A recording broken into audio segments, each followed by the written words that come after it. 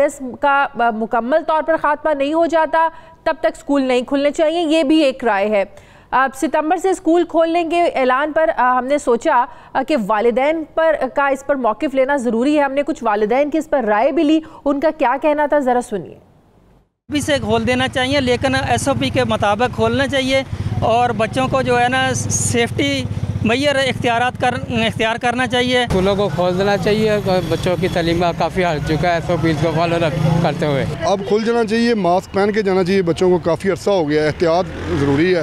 एहतियात से अगर जाएं स्कूल तो कुछ भी नहीं होता। स्कूलों का जो प्रॉब्लम है ना अभी आई थिंक स्कूल अभी ओपन नहीं करने चाहिए, क्योंकि हमें सबसे पहले अपने बच्चों की ज़िंदगी देखनी है। हम लोग तो ये चाहते हैं भी खुलने चाहिए, ठीक है, कि जो बच्चों का ना मुस्तकबिल है ख़राब हो रहा है, ठीक है।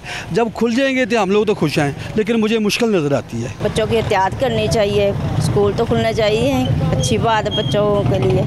दूसरी तरफ all Pakistan private schools federation ने सितंबर से स्कूल खोलने का जो ऐलान है इसको मुस्तरद कर दिया है। All Pakistan private schools federation के सदर काशिफ मिर्ज़ा का ये कहना है कि स्कूल खोलने के लिए अप्रैल में SOPs दे चुके हैं हम लोग। स्कूलों में ब्रेक और असम्बली के औकात ख़त्म करने की भी हम लोगों ने तजवीज़ दी है। स्कूलों में 3 शिफ्टें शुरू करने की तजवीज़ भी अब ज़ेर गौर है। सारे मामले पर हम बात करेंगे। मुझे ज्वाइन किया है वफाकी वज़ीर तालीम शफ़क़त महमूद साहब ने। अस्सलाम वालेकुम, बहुत बहुत शुक्रिया शफ़क़त साहब, आपने वक्त दिया। शफ़क़त साहब, 15 सितंबर से जो तालीमी इदारे खोलने का फ़ैसला हुआ है, ज़ाहिर है तमाम सूबों के इत्तफ़ाक़ राय से ये फ़ैसला हुआ है, लेकिन जो 15 सितंबर की डेट है, क्या ये हतमी फ़ैसला है या आप लोग देखेंगे कोरोना केसेस की रेशो क्या है? जिस तरह आप स्मार्ट लॉकडाउन की पॉलिसी के बाद हम देख रहे हैं कि केसेस बतदरीज कम हो रहे हैं, इसी तरह अगर केसेस की रेशो कम होती रही तो ये डेट पीछे भी जा सकती है? देखें जी, पीछे आना तो मुश्किल है क्योंकि उससे पहले मुहर्रम है, 14 अगस्त है और ईद की छुट्टियां भी हैं। तो लेकिन अगर कोई बहुत ही ड्रास्टिक फर्क पड़ जाता है तो फिर कंसिडर किया जा सकता है।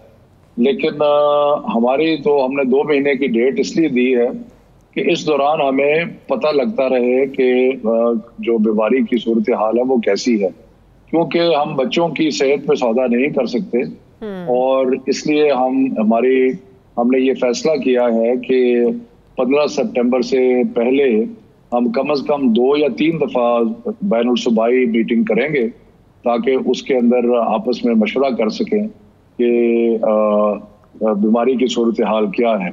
साथ साथ हमने ये भी उससे पहले इजाज़त दे दी है कि असातिज़ा और जो एडमिनिस्ट्रेशन का स्टाफ है वो जा सके, तो वो भी हमें रिपोर्ट देते रहेंगे। एक और इम्पॉर्टेंट चीज शफ़क़त साहब वो ये कि जैसा कि तमाम सूबों में कोरोना केसेस की जो तादाद है वो डिफरेंट है, सिंध और पंजाब में बहुत ज़्यादा केसेस सामने आए, तो ज़ाहिर है हर सूबे की जो तादाद है ये वेरी करती है कि सूबे में ज़्यादा किस में कम है।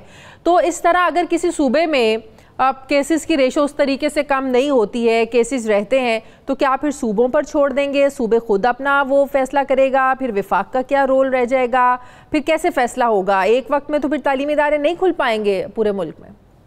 देखिए जी, पहली तो बात यह है कि वफाक का रोल ये है कि हमने सारे सूबों के साथ मिलके एक कौमी एक्शन प्लान बनाना है ताकि तालीम का मामला ऐसा है कि उसमें हम अलग अलग जो है फैसले करने जो है वो गैर मुनासिब बात होगी। तो इसलिए हमारी हत्तल इम्कान हर तरीके से यही कोशिश होगी कि सबको साथ लेके चला जाए और एक ही फैसला हो। बाकी ये रहा कि किसी सूबे में थोड़ा कम थोड़ा ज्यादा, मैं समझता हूँ कि अगर आप स्टेटिस्टिक्स देखें तो थोड़ा बहुत फर्क तो है, लेकिन इतना फर्क नहीं है कि उसमें जो पॉलिसी है स्कूल खोलने की। ठीक है, अच्छा शफ़क़त साहब, फिर SOPs क्या होंगे? प्राइवेट स्कूल्स उन पर आप लोग छोड़ देंगे कि वो अपने SOPs बनाएं? प्राइवेट स्कूल्स फेडरेशन उन्होंने तो कहा कि हम लोगों ने तो अपने SOPs अप्रैल में दे दिए थे, या विफाक की तरफ से बाकायदा SOPs जारी किए जाएंगे? ज़ाहिर है क्लास में तो बच्चों ने बैठना है और आपको पता है बेंचेस साथ साथ होते हैं, चेयर साथ साथ होती हैं। अब एक क्लास में अगर 40-50 बच्चे हैं, स्टूडेंट्स की तो उतनी ही तादाद आएगी जितने स्कूल में बच्चे पढ़ते हैं, तो वो तो तादाद तो कम नहीं हो सकती। तो मुश्किल नहीं होगा ऐसे भी जो सोशल डिस्टेंसिंग वाला जो एक जिस पर ज़ाहिर है अमल करना होता है, तो ये कैसे होगा सब कुछ? हमें सूबे भी अपनी अपनी राय दे रहे हैं SOPs के ऊपर, प्राइवेट सेक्टर भी अपनी आरा दे रहा है इसी इशू के ऊपर, और हम करीब जिस तरह वक्त करीब आता है तो हम ऐसी SOPs वफाकी सतह पे जारी करेंगे जो कि सारे मुल्क में जिनका इतलाक होगा। लेकिन साथ साथ हम ये भी कहते हैं कि हर सूबे के कोई मखसूस हालात ऐसे हो सकते हैं कि जिनके अंदर वो थोड़ी बहुत रद्दोबदल अपने हिसाब के मुताबिक करें। तो हम ये भी नहीं कि किसी के हाथ नहीं बांधना चाहते, लेकिन यकीनन बड़े सीरियस SOPs होंगे और उसमें हमें बहुत मुख्तलिफ किस्म की भी आ रही हैं, मुख्तलिफ किस्म के तजावीज़, ये वो सब कुछ हो रहा है और इसके सबको मद्देनजर रख के और बच्चों की सेहत को मद्देनजर रख के। लेकिन शाफिर साहब, छोटे बच्चों को लेकर तो ज़ाहिर आप लोगों के कंसर्न्स होंगे, ज़ाहिर है जो KG, नर्सरी, प्रेप और प्राइमरी तक के जो बच्चे हैं, यहाँ पर आपको नहीं लगता इन लोगों को ज़्यादा खतरा है? छोटे बच्चों को SOPs पर अमल करना, ज़ाहिर है यूनिवर्सिटी और कॉलेजेस के जो स्टूडेंट्स होते हैं, ज़ाहिर है बड़े स्टूडेंट्स तो कर लेंगे, लेकिन छोटे बच्चों के लिए मुश्किल नहीं होगा स्कूलों में? देखिए, मसलन एक सजेशन ये भी है कि सारे बच्चों को एक साथ स्कूल में ना लाया जाए। उसके मुख्तलिफ वेरिएशंस हैं। कोई कहता है कि एक दिन बच्चों को लाएं, फिर उस क्लास को छुट्टी कराएं, दूसरी क्लास को अगले दिन लेके आएं। कोई कहता है कि सीनियर क्लासेस को पहले ले आएं, फिर जूनियर क्लासेस को लेके आएं।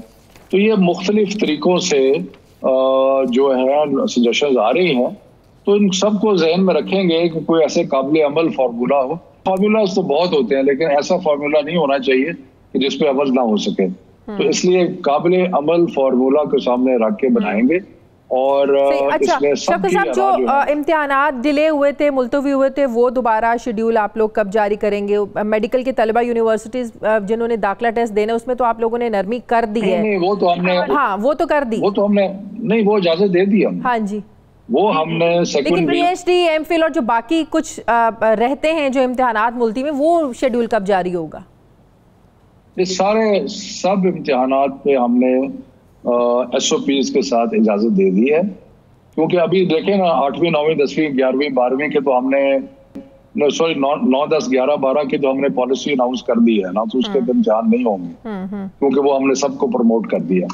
लेकिन जो प्रोफेशनल इम्तिहानात हैं, चार्टर्ड अकाउंटेंट्स के, डॉक्टर्स के, लॉयर्स के, बाकी लोगों के, उसके बाद पब्लिक सर्विस कमीशन है, प्रोविंशियल कमीशंस हैं, उसके बाद यूनिवर्सिटी की एडमिशंस हैं, मेडिकल कॉलेजेस की एडमिशंस हैं, मदारिस के कुछ इम्तिहानात हैं। तो इन सब की हमने इजाजत दे दी है, ताकि क्योंकि ये थोड़े अरसे के लिए होते हैं, कोई 1 दिन का है, कोई 2 दिन का है, कोई 4 दिन का है। सही है। तो हमने इजाजत दी है कि ये 1-2 दिन में, 4 दिन में आप अपना ये सारा मामला जो है खत्म कर। सही। अच्छा शौकत साहब, 19 मार्च को आप लोगों ने ऐलान किया था कि जो यकसा निसाब तालीम है इसको मुतारिफ करवाने के लिए आप लोगों का जो इसका पहला मरहला था वो आप लोगों ने मुकम्मल किया और 1ली से 5वीं के लिए जो मुतफ़िका निसाब है वो भी आप लोगों ने बनाया और कहा कि ये अप्रैल 2021 में इसको आप लोगों को निफाज करना है। सिंध कुछ पॉइंट्स पर इसकी जो है ना वो इसकी मुखालिफत कर रहा है, लेकिन फिर अगर एक सूबा मुखालिफत करता है तो फिर आप लोगों का जो पूरे मुल्क में यकसा तालीमी निसाब का जो एक मोटिव है वो तो मकसद पूरा नहीं हो सकता। तहफ़्फ़ुज़ात हैं, क्या तहफ़्फ़ुज़ात है सिंध के? नहीं, मेरा ख्याल है कि ऐसी कोई बात नहीं। पता नहीं आपको कहाँ से ये इत्तला मिली है कि सिंध बिल्कुल ताउन नहीं कर रहा। बिल्कुल ऐसी बात नहीं, सिंध हमारे साथ ताउन कर रहा है। यकसा तालीमी निसाब पे सिंध का सिर्फ लैंग्वेजेस का थोड़ा सा इशू है, क्योंकि नेचुरली वहाँ पे सिंध के जो इलाके हैं उनमें सिंधी जुबान बोली जाती है, तो कुछ किताबें सिंधी में होंगी। लेकिन मेरा ख्याल है कोई फंडामेंटल बुनियादी हमारा आपस में कोई इख्तलाफ नहीं है। सही। अच्छा, तो पुराना निसाब बिल्कुल फौरी खत्म हो जाएगा, पुराना सिलेबस? नहीं, अभी नहीं। हम तो अभी 1ली से 5वीं का निसाब बना रहे हैं और ये इस पे टेक्स्ट बुकें तैयार हो रही हैं और ये तो हम मार्च अप्रैल 2021 में नाफिज करेंगे और उसके बाद 6वीं 7वीं 8वीं पे काम शुरू है, उसके बाद 9वीं 10वीं 11वीं 12वीं पे होगा। सो ये सिलसिला चलता रहेगा।